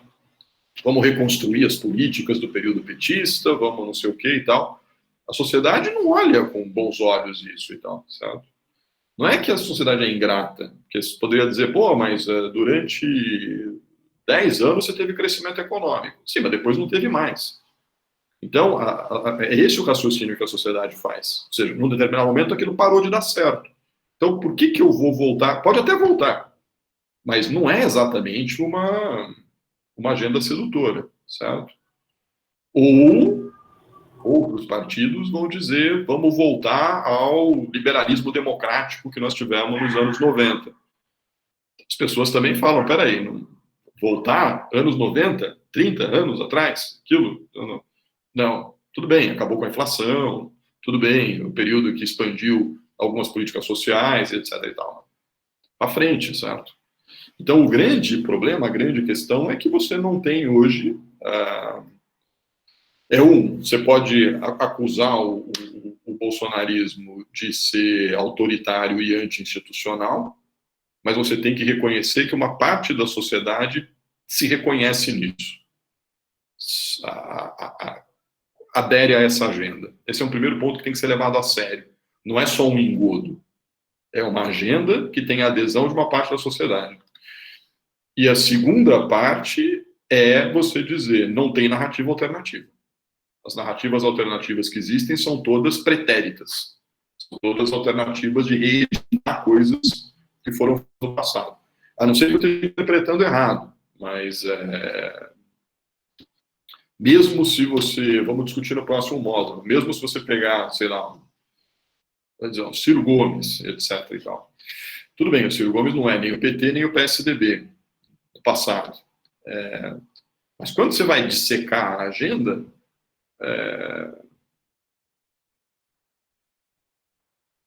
onde está a novidade? Como convence que ali tem uma novidade e tal? Tem coisas importantes, ok, voltar a complexificar a base produtiva do país, a industrialização, etc. Industrialização, século XXI, quer dizer, será que isso é horizonte sedutor para... Quem hoje imagina que vai ter um emprego numa indústria, sabe? Que era o tipo de emprego almejado pela classe trabalhadora nos anos 70, certo? Trabalhar numa grande indústria, onde eu passarei toda a minha vida e me aposentarei, etc. e tal. Acabou. Ninguém imagina mais. Isso não é o horizonte mais das pessoas. Por quê? Porque as pessoas não são estúpidas. As pessoas sabem que não tem mais emprego na indústria, certo? A indústria emprega pouca gente por conta da modernização tecnológica. Então, a grande dificuldade é como é que você envelopa, como é que você empacota uma narrativa de futuro que as pessoas vejam como factível. Isso não é simples, isso não é trivial. E como isso é muito complexo, você abre o espaço para narrativas mais simplistas. O problema é o sistema. O problema é o imigrante. O problema é a Europa. Essa é um pouco a encalacrada.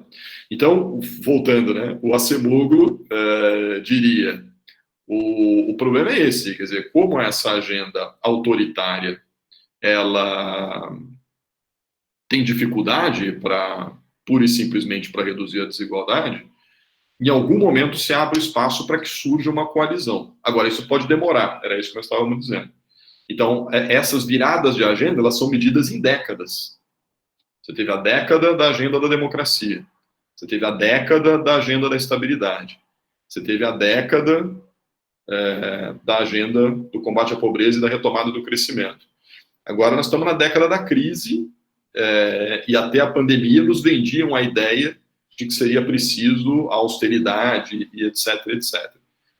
Agora, lembrem-se que quando a agenda era a agenda da austeridade, a aprovação do governo estava baixa. E baixando, devagarzinho, mas baixando. Ela só dá essa subida agora quando a agenda da austeridade é secundarizada. Ou seja, uma parte da população diz, opa, estão olhando para mim. E essa é a parte da população que faz o percentual subir. Agora, qual é o problema? O problema é aquilo que eu dizia no começo da aula, certo? Você tem duas alas agora, dizendo. Uma dizendo, então, começou a melhorar, é por aí que nós vamos. Mas se isso acontecer, a outra ala desembarca. Certo? A outra ala desembarca. Ah, mas e cadê a agenda da austeridade? Ah, mas e cadê o fim do clientelismo? Ah, mas cadê? Então, uma parte sai. Ou então, se você quer manter essa parte, que é o pessoal que diz, o Estado tem que gastar menos, a outra parte é que sai. Porque, bom, então se acabou o auxílio, acabou o crédito, acabou, vou embora, vou para outro lado. Então, o jogo está aberto, eu diria. Então, certo? Oi, professor. O pessoal fala que 40% da aprovação do Bolsonaro, né, eles falam que, na verdade, só uns 15% mesmo se identificam com ele, né, uns 15%. E aí eu tava pensando nisso, falei, será que não é possível aumentar esse número, né, de repente a gente ter 60% da população dessa ideologia mesmo, pensa igual a ele, que esse eu acho que é um dos medos que todo mundo tem, né, mas como você mencionou, agora é difícil, né, porque sempre vai ter alguém perdendo, então dificilmente vai ter realmente alguém, não, tem que acabar tudo, tem que parar essas cotas, tem que parar tudo, porque sempre vai ter alguém perdendo, né? Então, não tem como manter esse tipo de agenda por muito tempo, né? Pode até durar um tempo, mas não dá para manter para sempre. Bom, primeiro, vamos pensar o seguinte, quer dizer, tem que se deixar aberta a possibilidade de que o Bolsonaro e o bolsonarismo façam mesmo essa inflexão para uma agenda social. Essa hipótese não pode ser descartada, certo? Ou seja, não me parece que exista qualquer tipo de compromisso ideológico firme do bolsonarismo com, por exemplo, a agenda da austeridade, etc, etc. Não. Isso foi totalmente ocasional. Quer dizer, o abraço do Bolsonaro com o Paulo Guedes não estava no DNA do Bolsonaro, certo? Não está no DNA dos militares, em primeiro lugar. Certo? Os militares, por natureza, gostam do Estado, certo? No bom e no mau sentido do termo. É impensável o pensamento, a ideologia militar sem um Estado atuante, certo? Então, Bolsonaro e as suas origens militares e etc e tal, Bolsonaro não tinha nada de liberal, ok? Era de um partido tradicional, enfim, não tem nenhuma razão para imaginar que o bolsonarismo tem vínculos difíceis de romper com o liberalismo. Não, pode romper, tanto é que há uma tensão no ar em relação a Bolsonaro e o Guedes, por exemplo, nos últimos meses, certo? Então, não se pode descartar a possibilidade de que o Bolsonaro, por exemplo, vá para uma agenda apoiada, por exemplo, na expansão do gasto público, certo? Isto é, vamos dizer de maneira mais rasa, só para cogitar a hipótese, certo? Que ele estenda a agenda agora da emergência da pandemia de maneira mais permanente.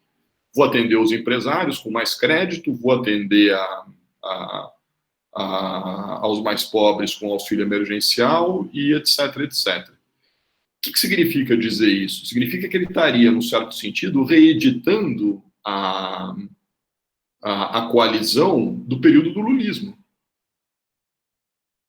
Olha que desconcertante.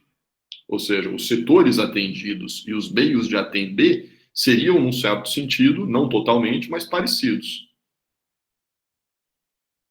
Qual é o problema aí? O problema é que tem uma parte da sociedade que não vai apoiar isso. E, principalmente, não dá para atender todo mundo com essa agenda. Esse foi, talvez, o principal erro do PT. Foi dizer, nós podemos atender a todos, certo? Aos mais pobres, vamos ter política industrial para a indústria, vamos ter política agrícola para o agronegócio, agricultura familiar, vamos atender o movimento sem terra, todo mundo.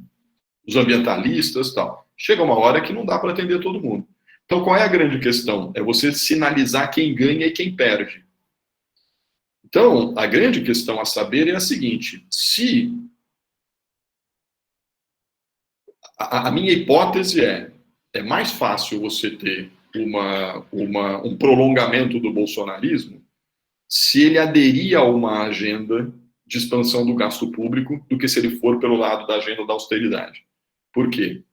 Porque é mais fácil você atender mais setores com uma agenda de expansão do gasto público do que com uma agenda da austeridade. A agenda da austeridade é mais restritiva, mais segmentos sociais perdem. Se vai para esse lado da expansão do gasto público, toda a questão, então, é como é que você administra a contestação que virá. É quem é que perde. E hoje em dia é muito difícil você fazer, por exemplo, com que essa classe média ganhe. É muito difícil, por conta das características do capitalismo brasileiro e tudo mais. Então, você pode ter uma saída, uma continuidade autoritária, com um populismo que eu não vou chegar a dizer de esquerda, porque ele vai ser anti-institucional. Isto é, essas forças organizadas vão tentar usar as instituições para controlar uma agenda, digamos assim, irresponsável do ponto de vista do gasto público, e isso vai ser atacado como uma tentativa de frear o governo bom, que está querendo ajudar os empresários, as pessoas, etc, etc. Ou seja, é o caminho da plutocracia. Aí fica ao gosto de cada um, porque talvez dizer Bolsonaro de esquerda seria um pouco demais. Mas seria uma agenda na qual os setores populares são beneficiados. Não é exatamente de esquerda, por quê? Porque, pelo menos na minha concepção de esquerda, você teria que ter uma agenda de fortalecimento da democracia e etc, etc. Certo? Mas é uma possibilidade. Então, vamos vincular isso com a conversa dos nossos autores da aula, que é o mais importante, certo? O que está pintando no caso brasileiro cabe na alternativa do que os nossos autores estão dizendo, certo?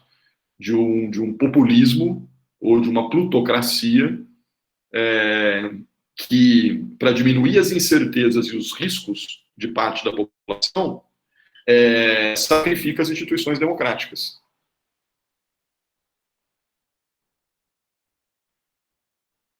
Essa é uma possibilidade. E o doloroso aí é observar o seguinte, que isso pode ser feito com o apoio popular. Então, de novo, não é uma questão de enganar, é a questão de montar a equação dos interesses de uma maneira em que a parte da população entenda que vale a pena manter um regime pouco amigo, digamos assim, das instituições democráticas, Porque é preciso contrariar as instituições democráticas para que esses setores ganhem. Então, pronto. Porque a sociedade brasileira é isso. Ela não tem assim, um apego às instituições democráticas por princípio. As instituições democráticas são ótimas, desde que me beneficiem. Se me beneficiem, eu defendo. Quando para de me beneficiar, tchau, paciência, lamento, certo? Não tem problema. Taca pedra, não tem problema. Ou seja, não tem apego por princípio. Tá? É um apego instrumental. Então, no caso brasileiro, essa lógica que está posta pelo... E aí você cria os inimigos, certo? Quem que são os inimigos? Os inimigos são... É curiosíssimo isso, certo? Olha, vamos observar isso. Quem são os inimigos no nosso caso? Porque aqui não dá para você dizer que o inimigo é o imigrante, porque o Brasil não tem uma invasão de imigrantes que ameaçam. Aqui não tem União Europeia, certo? Então, não dá para pôr a culpa em Bruxelas, certo? Nós não fazemos concorrência direta com os chineses, então não dá para fazer como o Trump e dizer que o problema é dos chineses e etc. e tal. Então, no nosso caso, quem são os inimigos? É isso que é curioso, certo? Os inimigos são a burocracia, a boa burocracia governamental. O que eu estou chamando de boa burocracia governamental? É o funcionário público médio que, enfim, faz o serviço dele tentando proteger esse serviço de desmandos e não sei o que, etc. e tal.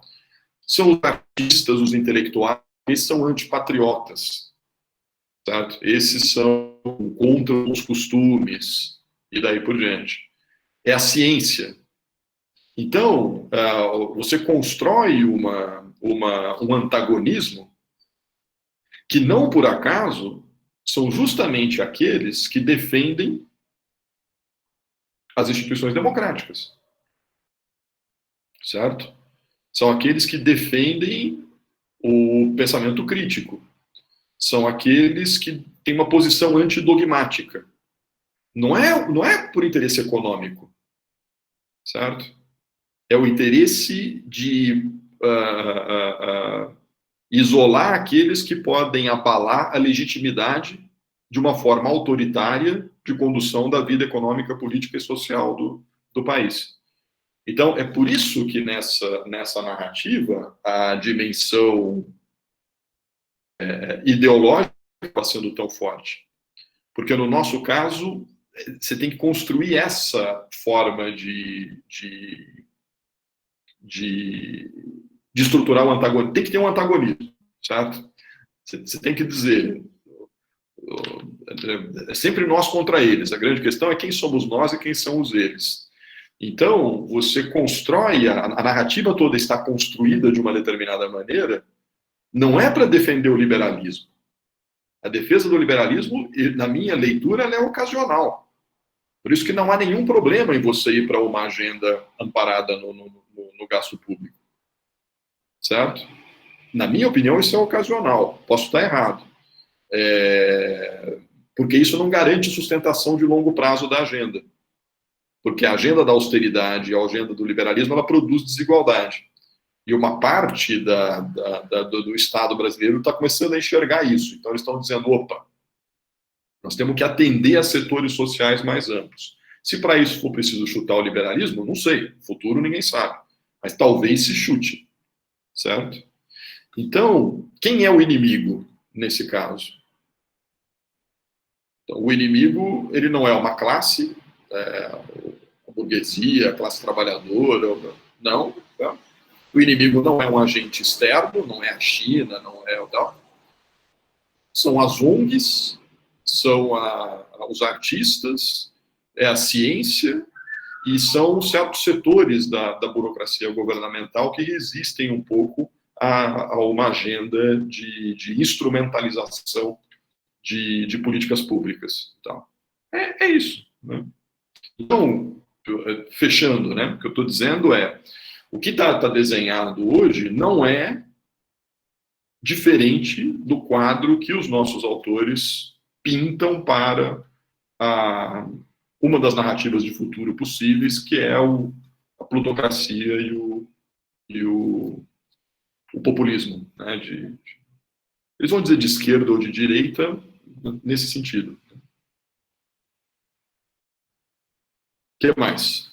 Não quero deixar vocês deprimidos e tal, vocês estão com uma carinha de tristes aí, de desapontados e etc. Ainda tem mais narrativas pela frente, certo? Não se desesperem. Então. Professor, já nos deixou triste aqui. Não, ânimo. Catarina, ia falar alguma coisa ou não? Não, é que eu estou pensando nessas discussões e me vem muita ideia de que... Não uma ideia, na verdade, é mais uma dúvida. Porque eu enxergo, por exemplo, essa agenda que a gente está como alguém segurando 2 pratos. Aqui seria o prato dos mais pobres, que é atendido pela renda emergencial, tal, toda essa discussão, e tem o pratinho da Faria Lima, dos neoliberais, de toda essa gente que apoiou a agenda do Bolsonaro em 2018. E aí, em algum momento, um desses pratinhos vai cair. E, ao meu ver, já está nessa situação muito conflituosa, porque já se tem esse problema do gasto público desde a Dilma, desde muito antes. Então, quando eu enxergo assim, o sistema, tipo, a política do Brasil, eu vejo que a gente está ou numa fase de transição, ou no fim, realmente, de uma fase. Aí eu já não sei, que é a mesma coisa, né? Você tem que terminar uma para ser a transição da outra. Porque se você deixar um pratinho cair, já era. Não sei como que você realmente vai conseguir lidar com os 2 pratinhos para que essa agenda permaneça. Então, eu enxergo muito com o que o Acemoglu falou, nessa questão se a gente tem que fazer reformas, se a gente deixar do jeito que está, não vai dar certo. E aí vai precisar dessa ideia de reformas e tudo mais. Então, não me parece viável, nem por ser tão otimista, mas não me parece viável a agenda bolsonarista a longo prazo, assim. Nem mesmo para 2022. Tá, então vamos tentar esticar um pouquinho mais essa sua ideia. Então, primeiro, essa ideia dos pratinhos é boa, certo? Talvez o que o Acemoglu te dissesse era o seguinte, tem mais pratinhos rodando, certo? Então, a grande questão, ele diria, é o seguinte, esses são talvez 2 dos pratinhos principais, certo? 2 dos pratinhos mais valiosos, mas tem mais pratinhos rodando no pauzinho, né? Igual aqueles equilibristas de circo, né? Que é a imagem que você está usando. Então, a grande questão, diz o Acemoglu, é a seguinte, nunca ninguém consegue fazer os pratinhos todos ficarem rodando o tempo todo. É impossível.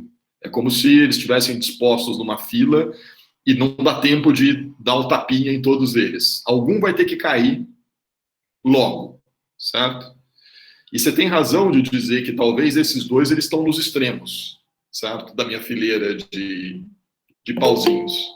Então, é muito difícil você conciliar no longo prazo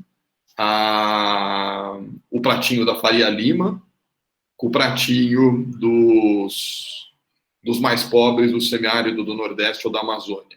É muito difícil, certo? É muito difícil. Muito difícil. Vamos discutir isso na nossa unidade sobre o Brasil. A Carolina vai dar essa aula, ela está preparando desde já, então a gente sabe que vai ser uma ótima aula. A equação brasileira não é fácil de desarmar hoje, porque nós temos um país que está numa trajetória de crescente dependência da exportação de commodities, então você se apoia predominantemente num setor que tem baixa capacidade de diversificação, de gerar encadeamentos internos, de gerar empregos, etc, etc. Então, aonde que você gera os empregos para uma boa parte da população hoje? No setor de serviços. Mas não é um setor de serviços igual você tem na Inglaterra, certo? São serviços avançados, com empregos bem remunerados, tralá, tralá. É um setor de serviços impulsionado pelo gasto. Que setor de serviços é esse? É a cabeleireira da cidade do interior, que só tem o salão de cabeleireira, porque tem muita gente que recebe o Bolsa Família, ou que recebe uma aposentadoria, e etc, etc. Então, quando você diminui o gasto público, você deixa de irrigar esses outros setores. Porque a economia brasileira entrou numa trajetória de simplificação que complica muito a ampliação de oportunidades. Então, você tem toda a razão em dizer que esses dois pratinhos, eles não são conciliáveis por muito tempo, certo? Então,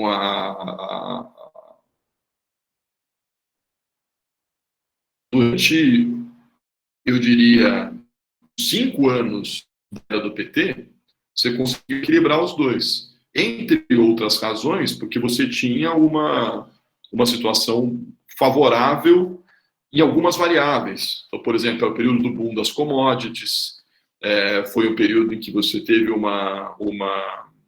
a situação cambial era mais ou menos parecida com a de agora, então isso facilitava exportações. Então você tinha uma conjunção de fatores que raramente dura por muito tempo, certo?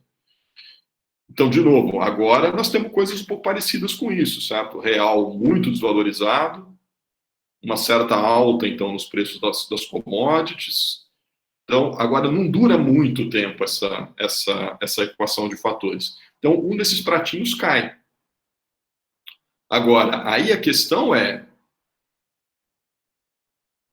o pratinho da esquerda, digamos assim, certo? O pratinho do povo, tem voto.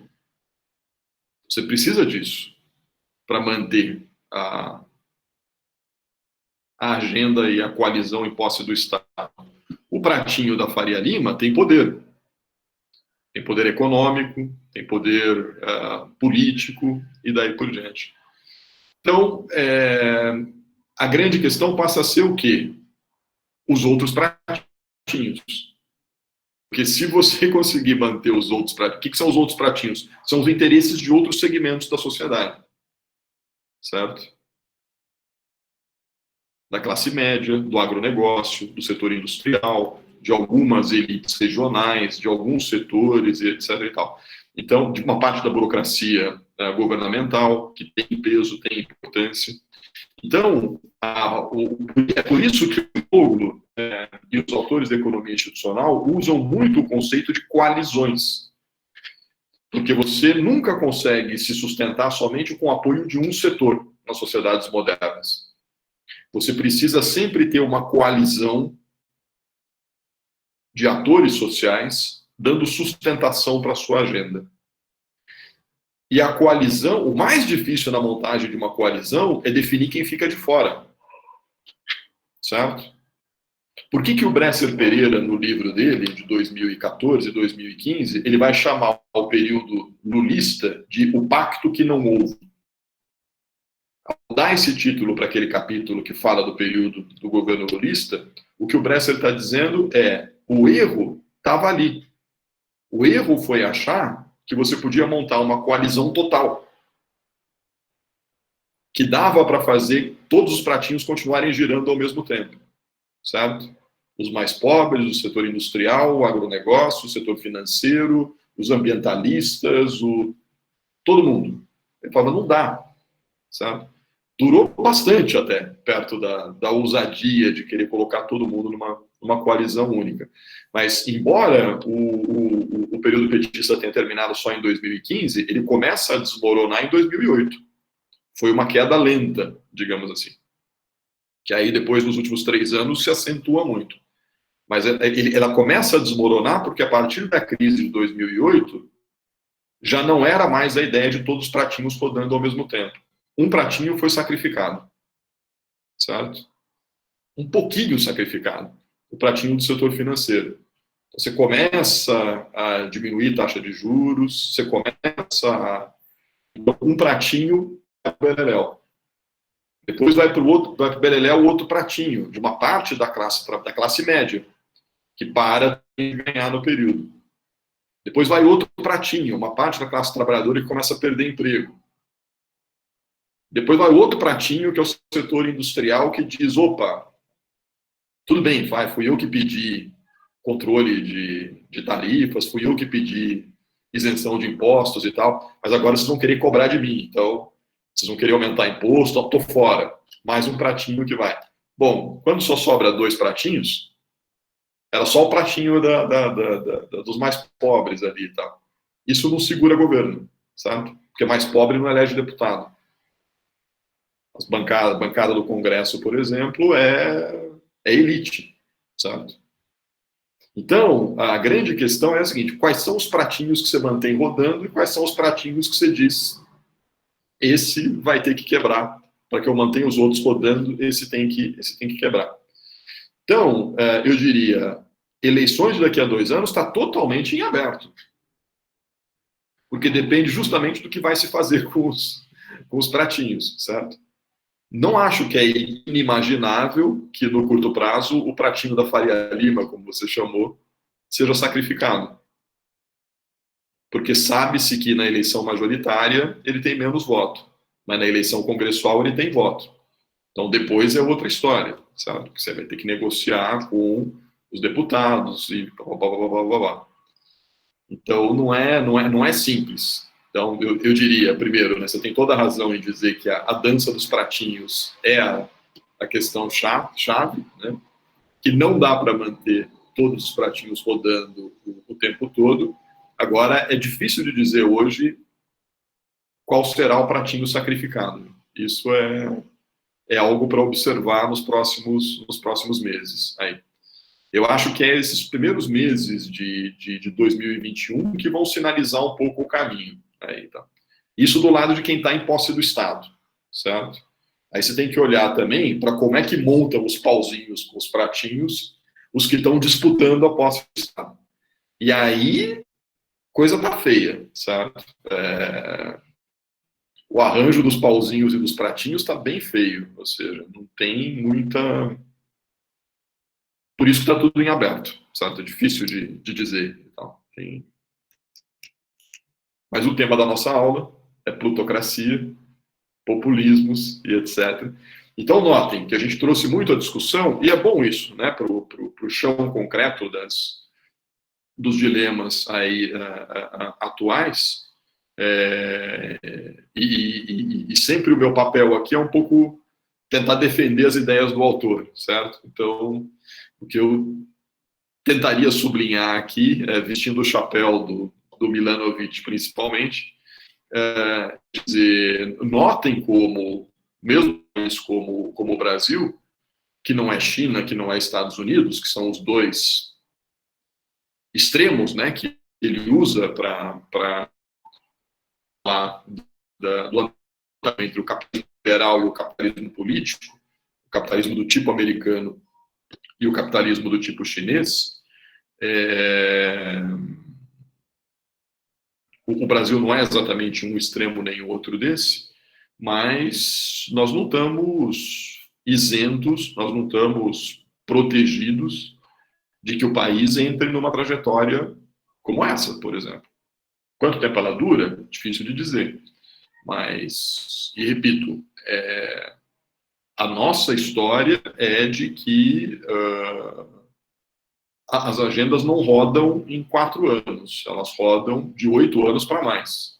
Então, se isso se repete agora, é difícil de dizer, mas essa é a natureza dos problemas com os quais nós estamos lidando. O que mais? Vamos parar por aqui hoje, então? Não queria parar assim, então, anticlímax, né, na baixa da nossa discussão, mas não tem jeito. Então, uma aula sobre plutocracia, populismos, autoritarismo tem que ser um pouco baixo astral, porque senão também seria muita hipocrisia da nossa parte terminar com sorrisos, né? Então, vamos terminar aqui. Na próxima aula, então, na quinta-feira, a gente faz 2 coisas. Eu termino, tem mais 2 slides apenas, né, do Milanovic, e depois uma tentativa de amarrar as ideias, né, dos 2 autores, do Milanovic e do Acemoglu, e a gente usa o restante do tempo para continuar o debate que a gente estava que a gente estava abrindo aqui agora. E, em especial, para tentar puxar um pouquinho mais as implicações disso para pensar os territórios. Então, uma coisa que eu queria introduzir para o nosso debate é como essa discussão repercute sobre a questão territorial. Tudo bem? Ficamos por aqui hoje, então? Certo? Então tá, pessoas. Sempre bom ver vocês. Descansem, cuidem-se. E a gente se vê, então, na quinta, tá bom? Para retomar e encerrar esse tópico. Bom? Tchau, tchau. Boa noite. Boa noite, professor. Boa noite.